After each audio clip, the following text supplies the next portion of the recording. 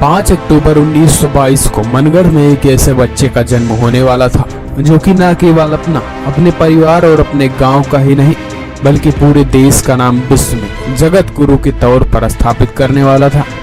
उनका नाम था राम कृपालु त्रिपाठी, जिनको आज हम सब कृपालु जी महाराज के नाम से जानते हैं। यूपी के प्रतापगढ़ जिले के एक छोटे से गांव मनगढ़ में अक्टूबर 1922 में पैदा हुए कृपालु महाराज की ख्याति देश विदेशों तक फैली है। कृपालु महाराज का जन्म भगवती देवी और ललिता प्रसाद की संतान के रूप में हुआ था, जिन्हें माता पिता ने राम कृपालु नाम रखा था। राम कृपालु त्रिपाठी ने गांव के ही मिडिल स्कूल से 7वीं कक्षा तक की शिक्षा प्राप्त की और उसके बाद आगे की पढ़ाई के लिए वो महू मध्य प्रदेश चले गए। 14 वर्ष की आयु में कृपालु जी महाराज साहित्याचार्य, आयुर्वेदाचार्य एवं व्याकरणाचार्य की उपाधि आश्चर्यजनक रूप से अल्पकाल में ही प्राप्त कर ली। अपने ननिहाल में ही पत्नी पद्मा के साथ गृहस्थ जीवन की शुरुआत की और राधा कृष्ण की भक्ति में तल्लीन हो गए। भक्ति योग पर आधारित उनके प्रवचन सुनने भारी संख्या में श्रद्धालु पहुंचने लगे। फिर तो उनकी ख्याति देश के अलावा विदेश तक जा पहुंची। उनके परिवार में 2 बेटे घनश्याम और बालकृष्ण त्रिपाठी हैं। इसके अलावा उनकी 3 बेटियां भी हैं, विशाखा, श्यामा व कृष्णा त्रिपाठी, जिन्होंने अपने दोनों बेटों की शादी कर दी, जो इस समय दिल्ली में रहकर ट्रस्ट का सारा काम काज खुद संभालते हैं। जबकि उनकी तीनों बेटियों ने अपने पिता की राधा कृष्ण भक्ति को देखते हुए विवाह करने से मना कर दिया और कृपालु महाराज की सेवा में जुट गई।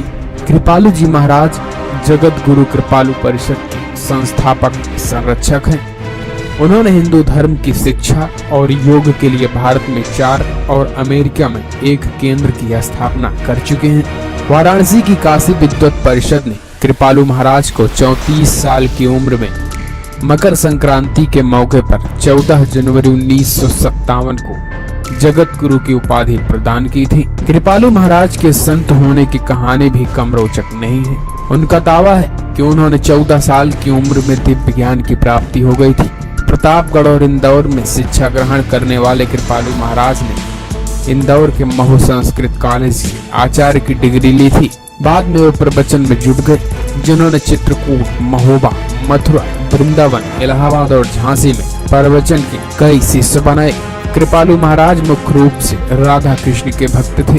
भगवान कृष्ण और राधा के मंदिर के रूप में बनवाया गया प्रेम मंदिर कृपालु जी की अवधारणा का परिणाम है। भारत में मथुरा के समीप वृंदावन में स्थित इस मंदिर के निर्माण में 11 वर्षों में लगभग 100 करोड़ रुपए खर्च हुए थे। इटालियन संगमरमर का प्रयोग करते हुए इस मंदिर को राजस्थान और उत्तर प्रदेश के लगभग 1000 शिल्पकारों ने तैयार किया था। इस मंदिर के उद्घाटन से जुड़ी एक विशेष बात यह है कि इस मंदिर का शिलान्यास स्वयं कृपालु जी महाराज नहीं कर पाए थे।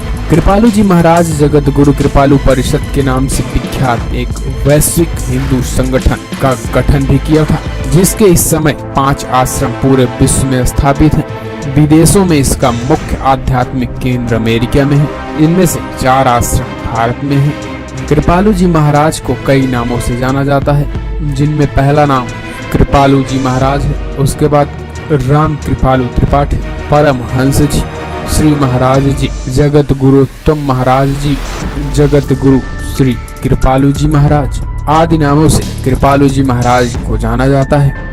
बात करें अगर प्रतापगढ़ में उनके योगदान की, तो अपने जन्म स्थान पर ही उन्होंने एक भव्य मंदिर का निर्माण कराया, जिसे आज हम सब भक्ति मंदिर मनगढ़ के नाम से जानते हैं।